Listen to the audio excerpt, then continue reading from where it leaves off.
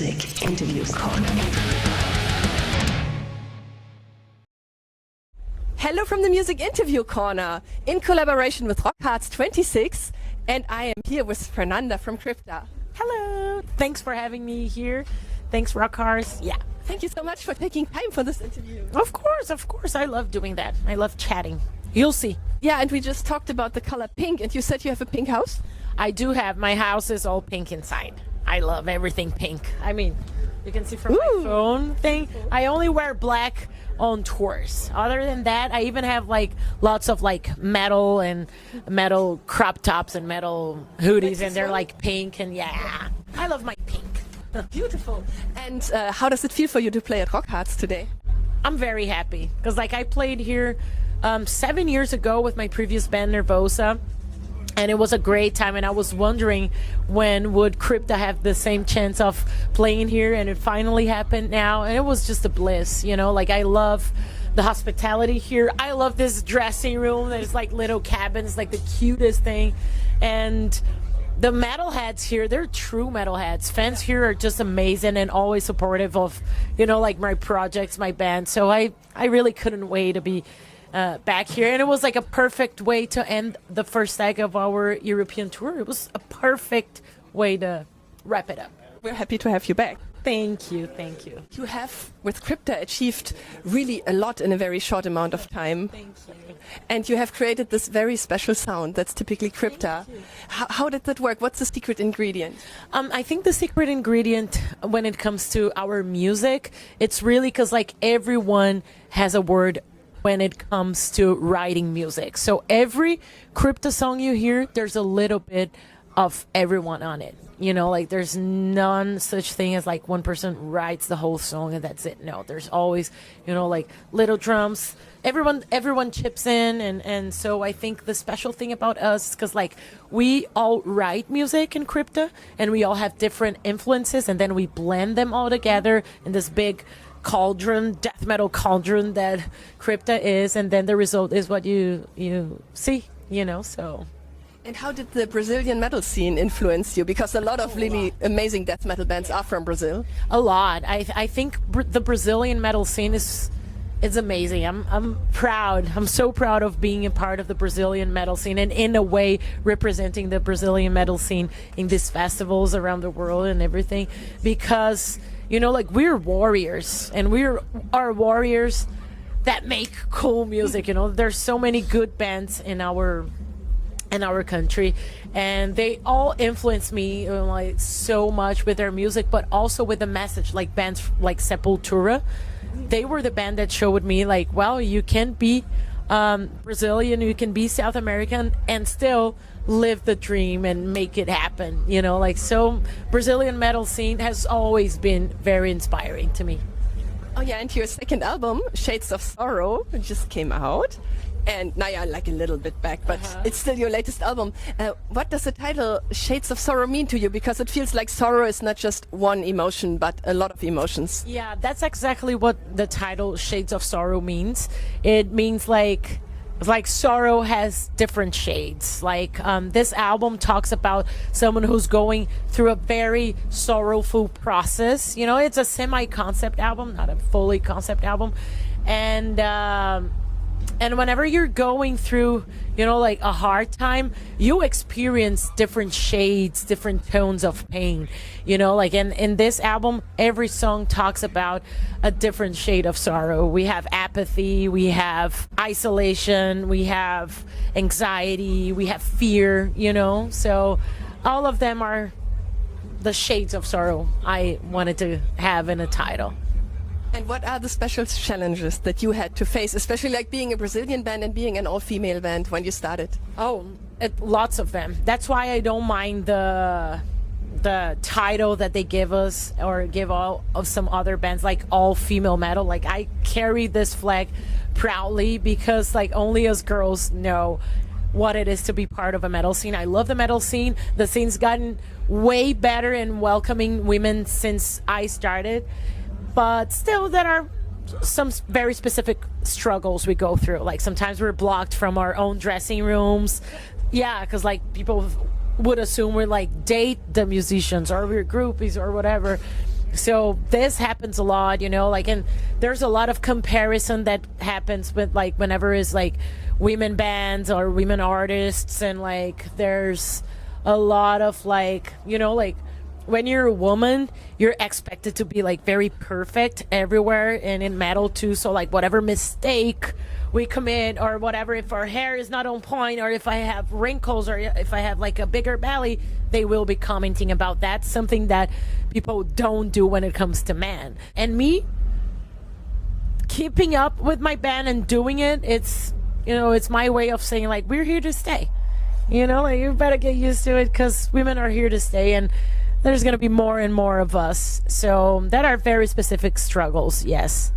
Yeah, and I feel that especially your band is also one of the bands that really helps to build a better path for female metal bands. That's very nice. Just a second. What is? Oh yeah, it is. What is very strange. That's crazy. Yeah, we're getting like the biggest bass ever. Yeah, We the were biggest waiting bass for- solo. It's getting better. I think something happened in there. Yeah, And it was kind of tripping me for a little bit. Yeah, the whole hut was vibrating here. So I really like hearing that. Like, it was something that, you know, like I tend to be like, to have like both feet on the ground and be very humble, because I know where I come from. I know, you know, how hard I struggle to be here and do this.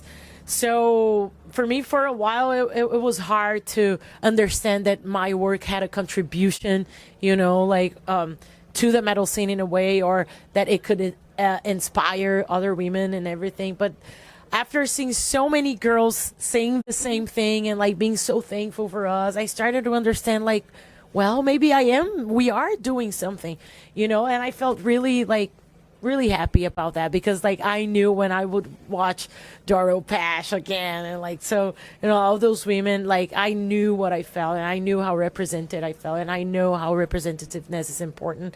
So if we are able to do what we love and also inspire other women to, you know, like go out and live their dreams, to me that's the perfect scenario. That's so beautifully said.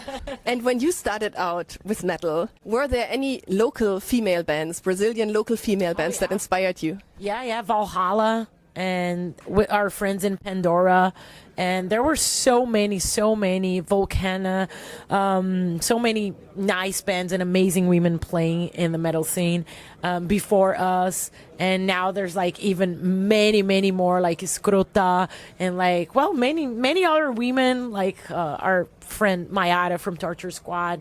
There's so many bands out there, not only in Brazil nowadays, but like everywhere. And I love seeing that. That's my favorite question. What's the craziest thing you and the other CRYPTA girls have ever done on tour? Ever done? Oh, That you can tell here. I wish Tainá was here, because that adventure was crazy. So we were in a small city near the Area 51 in the US. And, I forgot. Rachel is the name of the city. And it's known for like UFO activities and everything. And we were there. We went to Area 51. It was all cool. We were exploring. And then it was night. It was finally time to chill. And we had this little hotel room in the middle of like the desert there. And then a guy said, well, you know, like I live here. And he was like a local to the bar. We were, you know, like having drinks and everything. I mean, the people in the band were having drinks. I was taking a shower, but then they went there and got me for the little adventure. So the guy was like, I know an abandoned mine around here, and my friend owns it, and if you want to go. And we were like, why not? You know, like we had a night off. So the guy got us in his like big truck and went upside a mountain. And it was kind of snowy, so he was like, it was kind of dangerous. In the night, in the middle of the night. In the middle of the night. And then we got there, and it was an actual abandoned mine. And then he was like, hey, on this puddle there, please don't step it, because like it's still water with like lots of, you know, like chemicals. Like if you step in that, a gas is going to be released. We're all going to die. So we were like, you know, like, no, don't touch that, because it's like poisonous. It could, you know, like kill you. And we were like, so it was a very crazy adventure. And our drummer, she didn't go with us, and then she was in a hotel, and she was like, where are they? And like, because we took hours to be back. I lost my phone in the snow because I was taking pictures and then it fell. I couldn't find it. It was a crazy adventure. Like, I think we could have died in different ways that day, but we survived and it was a lot of fun. Yeah, luckily you lived to tell the story. Yes, and it's a good story to tell. Oh yeah, and what's the silliest thing that ever caused an existential crisis on tour? Oh, interesting. Silliest thing that caused... That gave you all shades of sorrow. Oh, okay. I think it's usually, with me, it could usually be related to food. Because, like, I have this tendency where I can get a little bit hangry. I won't mistreat anyone, but I'll just be, like, low energy. And a couple of times, some things happen related to food that, you know, like, I was starving. Like, on this tour it happened. I was starving. And I was ready for a nice dinner. Hadn't eaten in hours. And then they were like, yeah, we have vegan pizza for you. And it was like just the dough and the tomato sauce. And I was like, yeah. No cheese. I think pizza without cheese is a crime. No, there's nothing. But anyways, they tried their best. I ate that. It was good. I was not hangry anymore. But sometimes with food, I might get a little like, ugh. Which song of CRYPTA, of all your songs, would make the worst wedding song? Or the funniest wedding song? The most inappropriate? Maybe. Interesting. Let me think of all our songs. I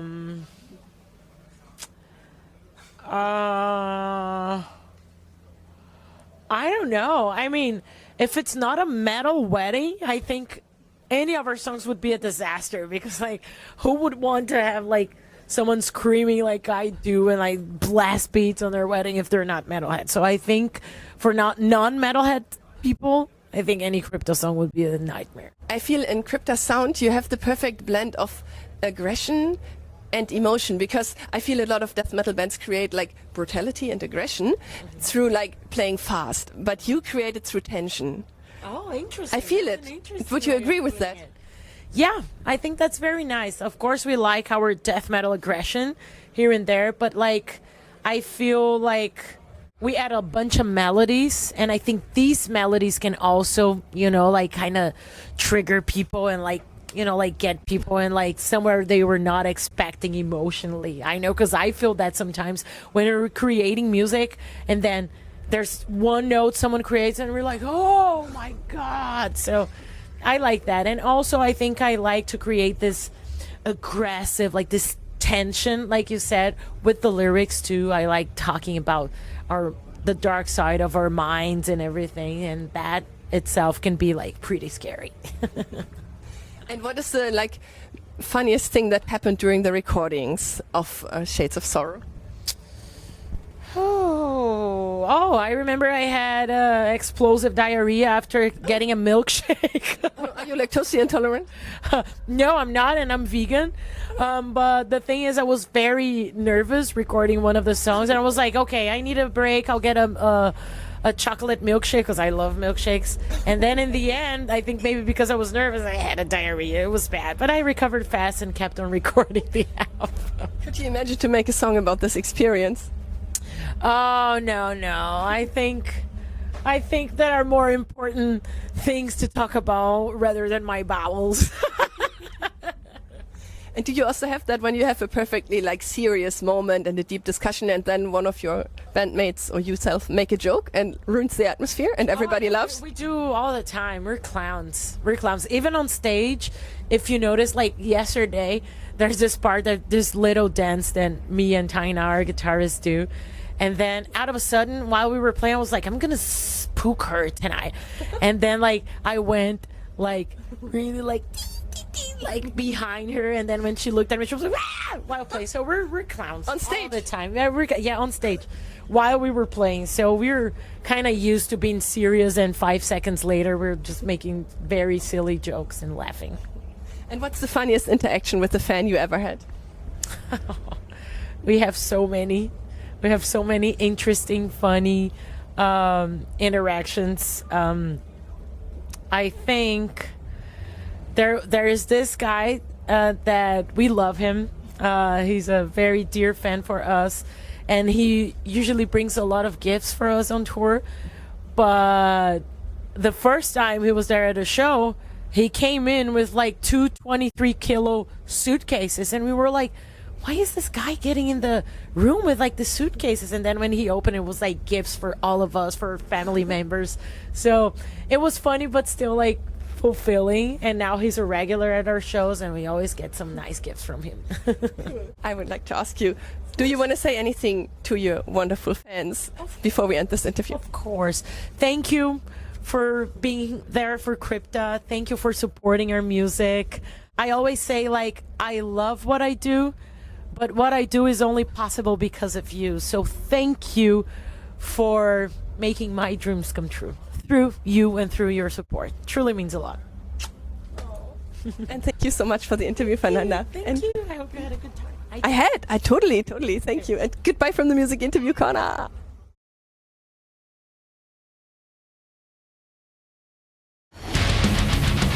Music Interview Corner.